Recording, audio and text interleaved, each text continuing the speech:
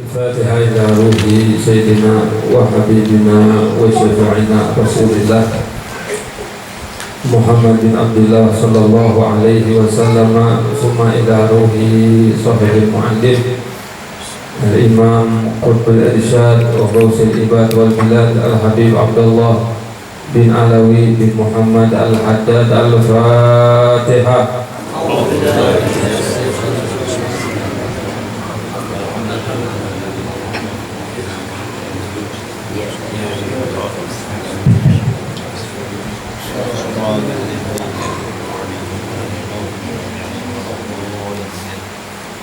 Bismillahirrahmanirrahim.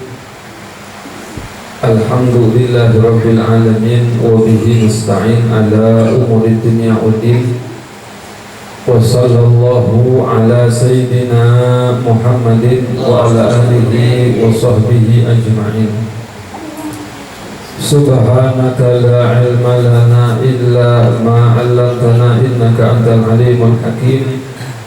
Rabbi shrah li sadri wa yassir li amri wa hlul 'uqdatam min lisani yafqahu qawli wa sabbit lisani bi jahin nabi wa ali. Berkenaan pada malam hari ini kita akan membaca kitab An-Nasaihud Diniyah. Biasanya kita baca kitab fikih ya, Bang Andi ya. Kemarin di malam kita ngambil keberkahan dari kitab An-Nasaihud Diniyah, kitab yang dikarang oleh Al-Habib Abdullah bin Alawi Al-Haddad. Berkenaan dengan syukur, tentang syukur. Wa ma syukru fa huwa qala al-musannif rahimahullahu ta'ala wa nafa'ana bihi wa bi ulumihi fid dharain amin. Udah banyak-banyak airnya kembung kan. Wa amma syukru, kata Imam Haddad, adapun syukur. Ini kan syukuran nih pada malam hari ini, betul kan? Bapak Rohiman ya. Ini mana sih Bapak Rohiman? Ya gak kelihatan dari tadi, ada nyari mana Pak Rohiman. Ini bersyukur karena pada malam hari ini beliau diizinkan sama Allah Subhanahu wa Ta'ala untuk membangun ini rumah ya. Selesai, alhamdulillah. Kata Imam Haddad, fahuwa wa amma syukru fahuwa minal maqamati syarifah. Adapun bersyukur kepada Allah ialah termasuk kedudukan yang mulia. Dia bersyukur ini bukan orang sembarangan. Jadi orang itu bisa bersyukur, artinya dia itu bukan orang yang sembarangan. Ketika dia bisa bersyukur, berarti dia itu orang yang luar biasa. Dia bisa, kata Imam Haddad, termasuk kedudukan yang mulia. Itu orang yang bersyukur. Wal manazilur rafi'ah, tingkatan-tingkatan yang tinggi di sisi Allah. Qala Allah Ta'ala, Allah Subhanahu wa Ta'ala berfirman, washkuru ni'matallahi in kuntum iyyahu ta'budun. Allah yang perintahkan kepada kita bersyukurlah, syukurilah nikmat Allah jika kalian hanya kepadanya lah menyembah. Dan kita semuanya nyembah sama siapa? Nyembah sama Allah. Maka kita patut mensyukuri nikmat Allah Subhanahu wa Ta'ala. Dan bersyukur ini bukannya hanya nikmat yang besar doang. Nikmat emang kalau dilihat dari yang ngasihnya semuanya besar, karena nisbahnya kepada Allah, gak ada nikmat yang kecil. Cuman kalau dari kacamata manusia, nikmat itu bisa dikatakan kecil. Jadi jangan hanya nikmat yang besar aja yang kita syukurin, nikmat yang kecil pun wajib kita syukurin. Nah, ketika kita sudah mensyukuri nikmat Allah yang kecil, kita tuh udah naik tuh, punya magom, punya kedudukan, kita berbeda sama orang-orang awam kalau mensyukuri nikmat Allah, baik nikmat yang kecil maupun nikmat yang besar. Jadi kalau antum ini pandai bersyukur, nah berarti antum tuh punya kedudukan, punya martabat di sisi Allah Subhanahu wa taala itu tinggi, besar, bersyukur. Wa qala ta'ala, Allah Subhanahu wa taala berfirman, kulu min rizki rabbikum washkurulah, makanlah dari rezeki Tuhanmu dan syukurilah nikmat rezeki tersebut. Jadi kita disuruh makan sama Allah Subhanahu wa taala. Setelah makan kita bersyukur. Jangan habis makan cuman atopnya doang gede. Iya kan? Habis makan udah nggak ngapa-ngapain tuh. Tapi setelah makan ucapkan alhamdulillah. Kalau orang setelah makan ucapkan alhamdulillah, maka Allah Subhanahu wa taala bakalan memberikan keridhoannya kepada dia. Dalam hadis sebutkan, semuanya Allah Subhanahu wa taala betul-betul ridho kepada seorang hamba yang kalau dia makan satu suapan, minum satu teguk, kemudian dia mensyukuri nikmat tersebut, berarti itu hamba beda sama hamba-hamba yang lain. Karena apa? Dia mensyukuri nikmat Allah.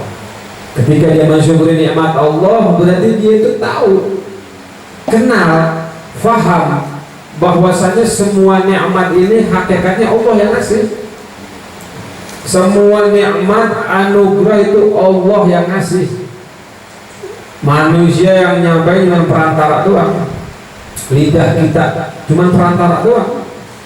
Kita minum kopi rasa kopi, minum teh rasa teh, minum air putih rasa air putih. Yang kasih nikmatnya siapa? Allah Subhanahu wa ta'ala. Coba kalau orang lagi sakit, dicabut nikmatnya, minum kopi ya apa aja, minum teh hambar, minum air putih ya sama gitu aja. Yang ngasih nikmatnya Allah Subhanahu wa ta'ala. Dan kalau kita bisa bersyukur tuh atas nikmat yang Allah berikan, itu kita sudah mengamalkan salah satu thariqah tasawuf. Jadi itu jangan kira thariqah tasawuf itu puasa. Ini benar puasa tuh ada itu, puasa, sholat malam.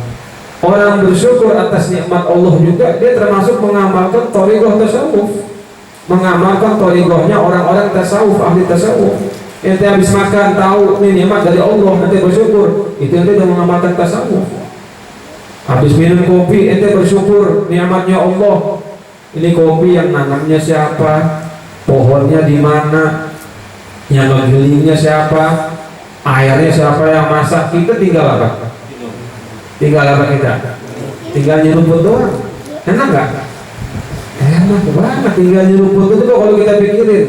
Ini kopi siapa yang nanam, bijinya di mana, daunnya di mana, ininya di mana. Nggak kepikiran di otak kita kan? Nggak kepikiran di mana? Di hati kita. Tapi ini semuanya dipersiapkan oleh Allah. Kita tinggal seruput, tinggal apa nih? Tinggal minum. Itu kan nikmat yang luar biasa. Wa qala ta'ala, dan Allah Subhanahu wa ta'ala berfirman, i'malu ala Daud syukra, berusahalah, bekerjalah wahai keluarga Daud, Nabi Allah Sulaiman, syukra sebagai rasa bersyukur kepada Allah. Arti disuruh beramal, disuruh bekerja sesuatu yang mengantarkan dia taat kepada Allah. Syukra sebagai apa? Sebagai rasa syukur atas nikmat yang Allah berikan. Karena Nabi ini kan ayatnya Nabi Sulaiman. Itu Nabi Sulaiman, Nabi dan juga raja, semua tunduk sama Nabi Sulaiman. Jin, setan, iblis tunduk sama Nabi Sulaiman. Itu yang bangun, bikin piring. Zaman Nabi Sulaiman itu yang bikin piring, yang bikin bangunan, yang bikin gelas, bikin piring itu bangsa jin.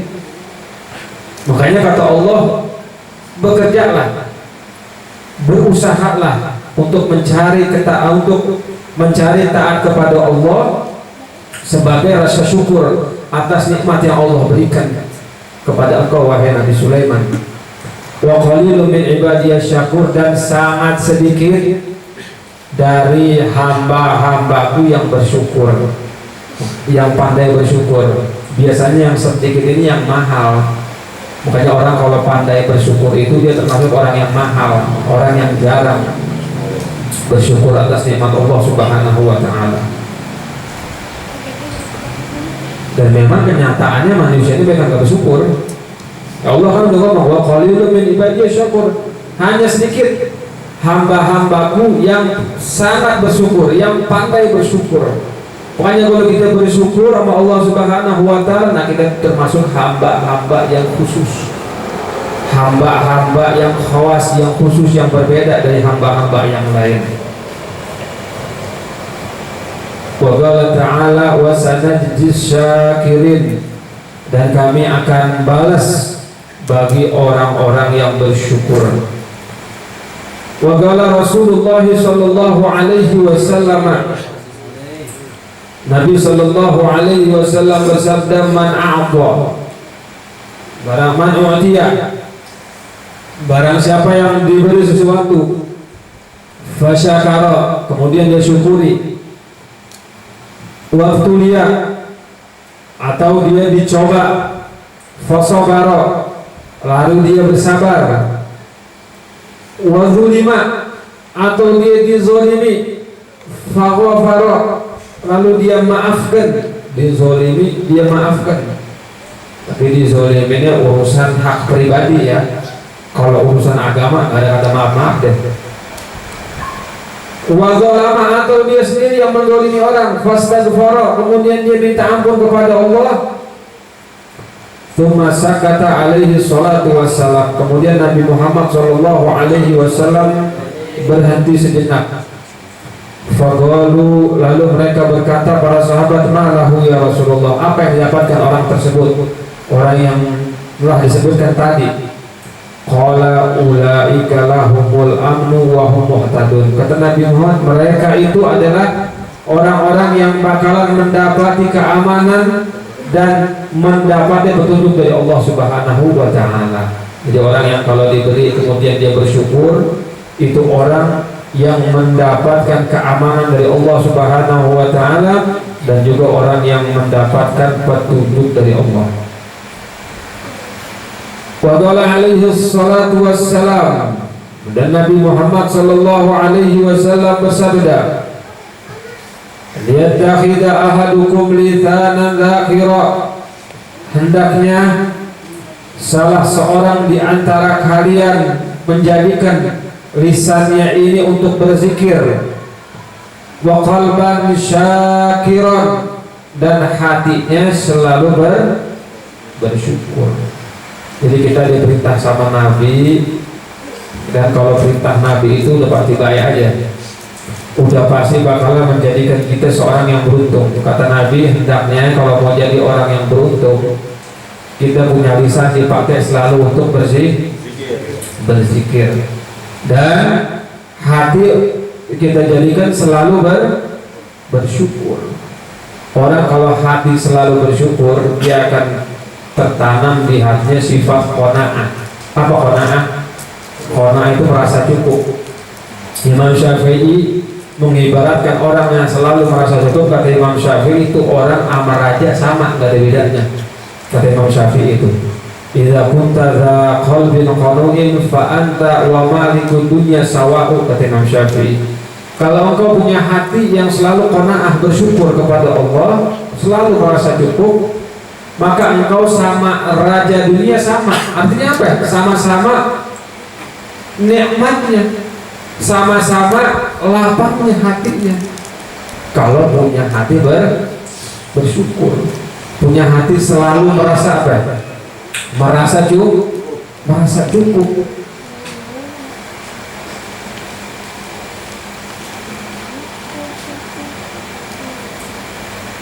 Wa qala alaihi salatu wassalam, dan Nabi sallallahu alaihi wasallam bersabda, awwalu man yud'a ilal jannati al-hammadun. Pertama kali yang dipanggil untuk masuk surga ialah al-hammadun. Siapa hammadun? Orang yang banyak bersyukur. Kita ini umat Islam, umatnya Nabi Muhammad.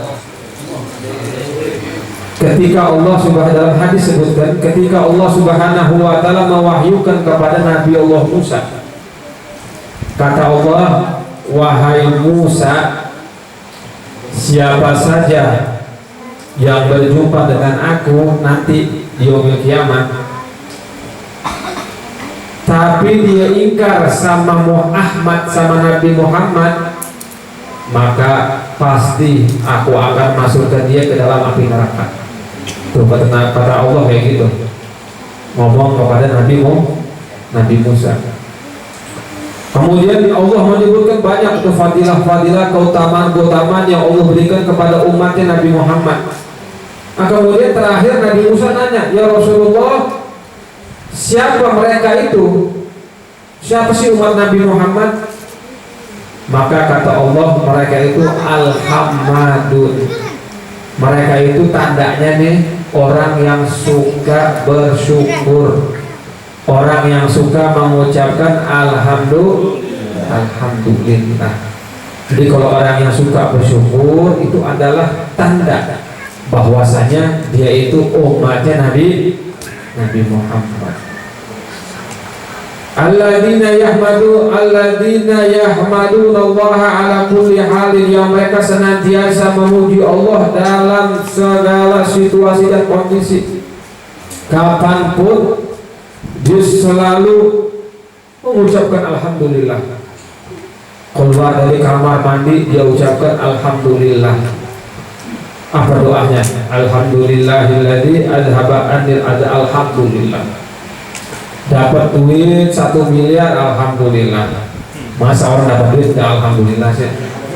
Dapat duit 1 miliar alhamdulillah enggak? Alhamdulillah. Kalau duit aja alhamdulillah semuanya. Dapat duit 100.000 alhamdulillah enggak? Alhamdulillah. 1.000 alhamdulillah enggak? Karena kita ini bisa menarik nikmat-nikmat yang besar, bisa datang tuh nikmat-nikmat yang besar, kita bisa tarik dengan kita mensyukuri nikmat-nikmat yang kecil. Kalau kita pandai mensyukuri nikmat yang kecil, nanti nikmat-nikmat yang besar bakalan datang. Tapi kalau yang kecil aja kita nggak syukuri, maka yang besar nggak bakalan datang. Jadi yang kecil dulu syukuri, nanti yang besar bakalan apa? Bakalan datang, bakalan narik itu. Wa ma warada fi fadli syukri wa fil amri bihi katsirun, dan dalil-dalil yang menjelaskan keutamaan tentang bersyukur itu sangat banyak. Wa aslu syukri, dan asal bersyukur, ma'rifatul abdi bi anna jami'a ma bihi minan ni'am wa ma 'alaihi minha fi dhahiri wa batinihi min Allah ta'ala tafaddulan minhu subhanahu wa imtinanan.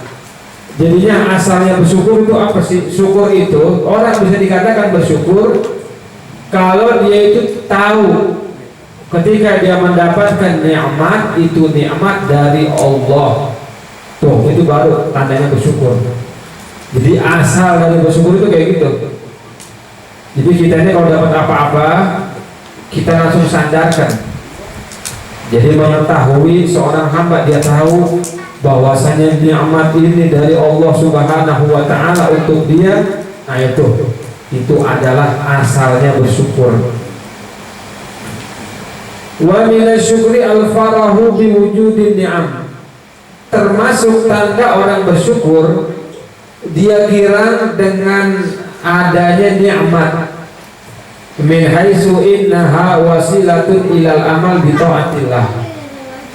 Dari segi karena nikmat tersebut bisa menjadi perantara dia untuk beramal taat kepada Allah, wa nailul qurbi minhu, dan meraih kedekatan di sisi Allah Subhanahu wa taala. Jadi kalau kita girang mendapatkan nikmat, girangnya kita mendapatkan nikmat bukan karena syahwat, bukan karena selera kita, tapi girangnya alhamdulillah dapat mobil BMW, bisa dipakai sholat subuh berjamaah, misalnya begitu. Mau nggak begitu? Tuh, kalau memang mau. Alhamdulillah dapat apa lagi? Nggak apa-apa, yang enak-enak aja sebutin.